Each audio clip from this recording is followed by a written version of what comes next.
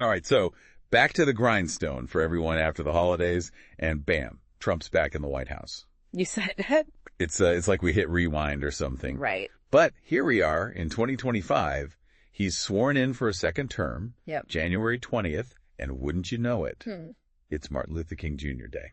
Adding a whole other layer to this. Yeah. Exactly. So much to unpack there. But what we're going to do today is dive into his inaugural address. Sounds good. We've got the audio of the whole thing and really kind of try to understand what this speech signals, not just the highlights, Right. not just what he said, but what it means for the next 4 years.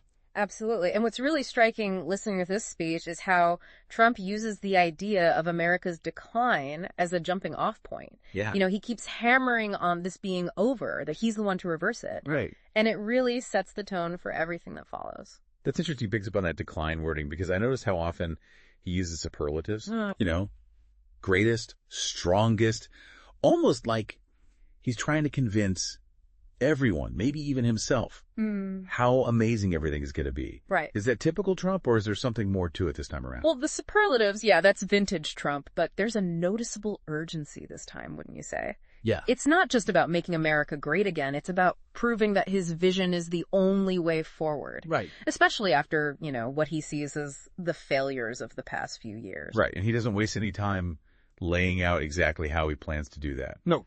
He jumps right into familiar territory, immigration, the economy, cleaning up government corruption that drained the swamp line.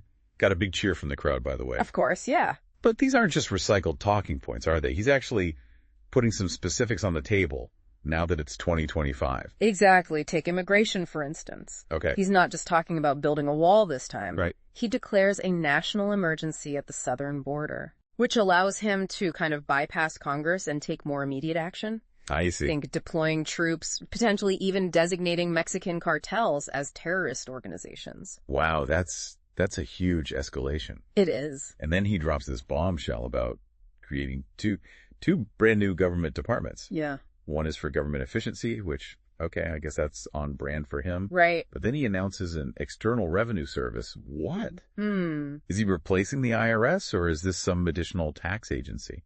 That's a very good question, and the speech doesn't give us a lot of details yet, but the fact that he's choosing to highlight this, Right. this new IRS-related entity on Inauguration Day, it tells us that whatever it is, it's going to be a major focus of his administration. Definitely something to keep an eye on.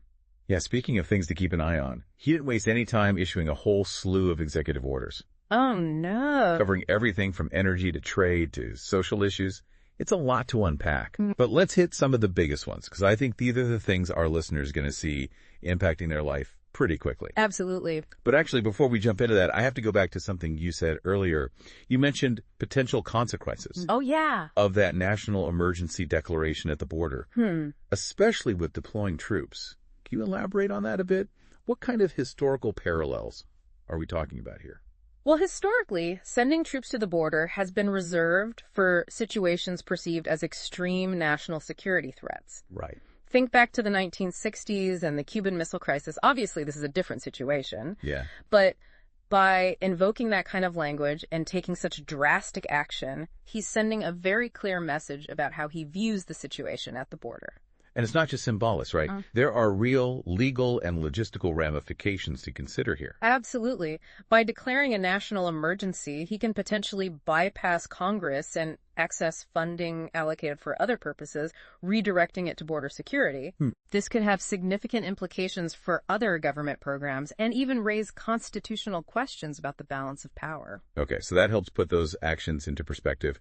Now back to those executive orders you were starting to tell us about. Okay. Especially on energy, what's going on there? Well, he declares a national energy emergency and immediately revokes the electric vehicle mandate. This is a pretty big reversal from where things were headed just a few years ago, and it signals a clear shift in priorities. Yeah, I was surprised by how much emphasis he put on energy independence and, unleashing American energy production. It's almost like he's trying to rewind the clock to a time before climate change was a major political issue. That's a good observation, and it ties in with his broader economic message, which is all about deregulation, tax cuts, and putting American workers first. He talks about overhauling the entire trade system to favor American businesses and bring back manufacturing jobs. It's that America First agenda again, but this time it seems even more focused on economic nationalism and protectionism. And it's not just about economics, right?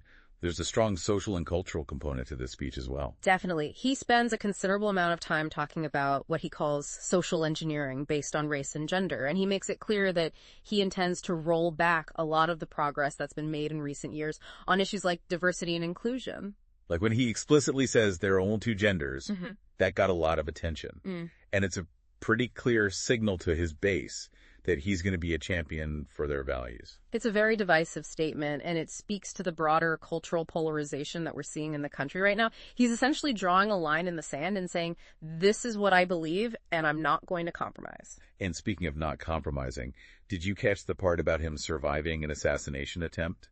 It was mentioned almost in passing, but it adds this whole other layer of drama to his return to power. It's a very powerful rhetorical device. It frames him as a survivor, a fighter, someone who is willing to put his life on the line for his beliefs. It also feeds into this narrative of him being chosen, of being destined to lead America. Okay, so we've covered a lot of ground here. Immigration, the economy, social issues, but what about foreign policy? He didn't spend as much time on that in the speech, but there were a couple of things that really jumped out at me. Yes, and those few points were quite revealing. He reiterated his commitment to restoring America's global standing and using its power to stop all wars. But what's fascinating is how he pairs this with his America First agenda. Right, it's like he wants to be a global leader, but only on his terms.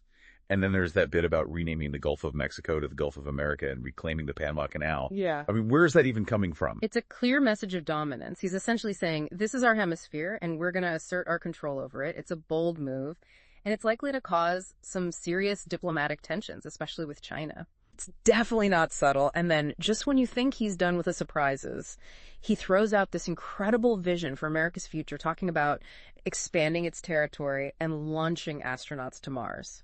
It's an audacious goal, to say the least, and it speaks to this deeply ingrained sense of American exceptionalism and the pursuit of greatness, but it also raises some serious questions about his priorities. Exactly. We're talking about a massively expensive undertaking, and it's not clear how he plans to pay for it, especially given all his other spending priorities.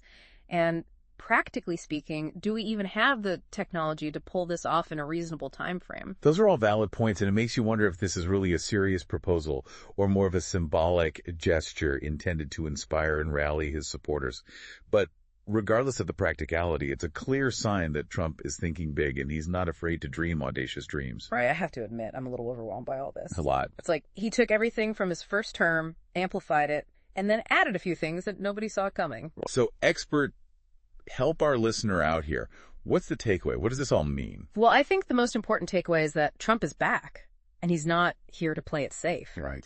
This speech was a declaration of intent. He's doubling down on his core beliefs, and he's clearly energized by this return to power. It's like he's saying, you thought you knew me, well, buckle up, because this is just the beginning. Exactly. He's not interested in compromise or moderation. He's here to reshape America and his image, and he's not going to let anything stand in his way. This speech was a whirlwind.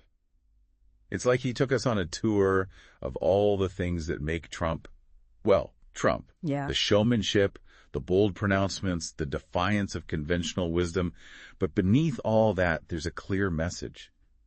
He's got a plan, and he's determined to see it through. And that's what makes it so fascinating, and frankly, a little bit scary. Yeah. Because whether you agree with him or not, he's going to have a profound impact on the country and on the world for the next 4 years. We've covered a lot of ground today, but I feel like we've only just scratched the surface. Right. There's so much more to unpack here, and so many questions that remain unanswered. And that's the nature of politics, isn't it? Yeah. It's a constantly evolving story with new twists and turns every day.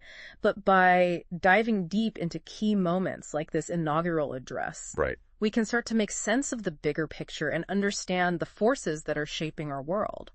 So for our listener who's maybe feeling a little overwhelmed by all of this, what's the one thing they should really be paying attention to in the coming weeks and months?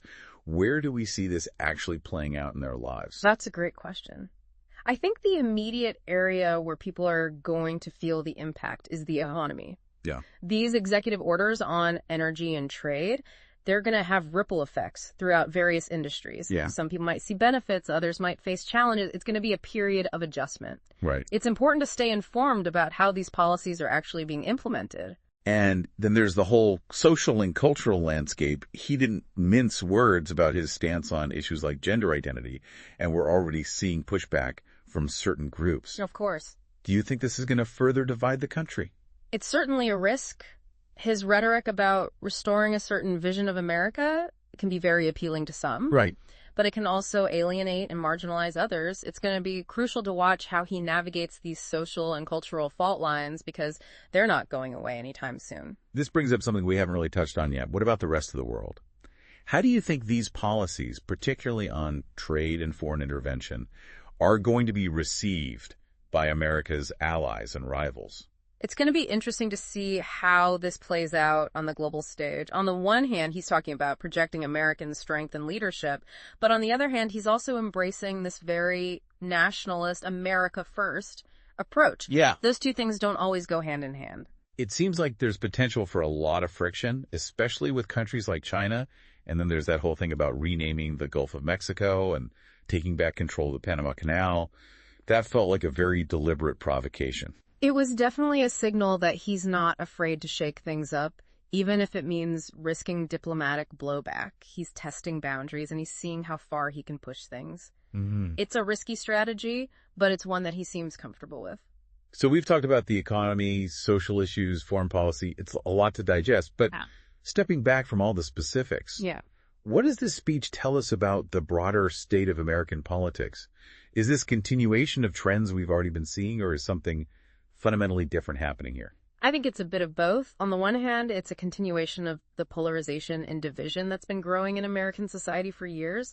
But on the other hand, there's a sense that we've entered a new chapter, a more volatile and unpredictable era. It's like we're in uncharted territory and nobody really knows what's going to happen next. Exactly. And that's why it's more important than ever to stay informed, to engage in critical thinking, and to participate in the democratic process, because ultimately the future of the country is in our hands. And that's what we're all about here on the Deep Dive, right? Yes. Giving you the tools and insights you need to make sense of a complex world. Yeah.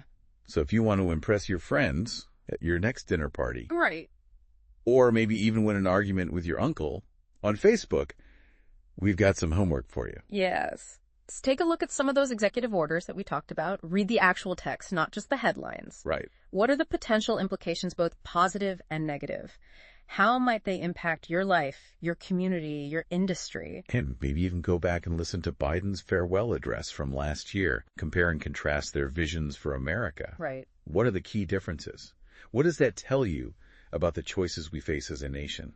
Because ultimately, it's about more than just politics. It's about the kind of society we want to live in, the values we want to uphold, the future we want to create. And that's a conversation that we all need to be a part of. Well said. So there you have it, folks.